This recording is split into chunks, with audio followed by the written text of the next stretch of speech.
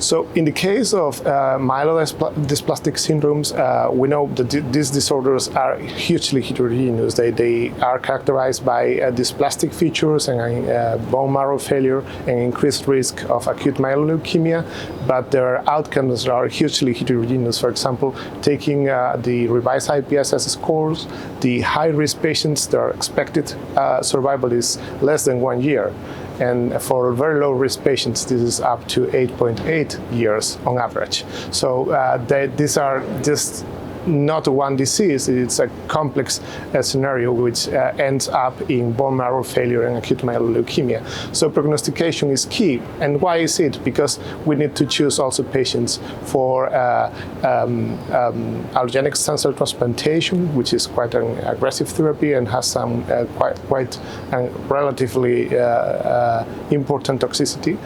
And then because we need also to improve risk stratification for the evaluation of new drugs which are being developed in the field. So we knew there are some kinds of new prognostic scores that are being published in the last years. The group of Bernard et al., the group of Natha et al., which incorporated molecular information into the scoring systems. However, this is not accessible for many areas of the world, except for the very developed countries. So taking the experience of the Spanish group of MDS, where a large cohort of patients has been annotated with clinical and variables, lab variables, cytogenetics, and long follow-up, we consider the possibility of developing a new risk score based on a machine learning application or algorithm.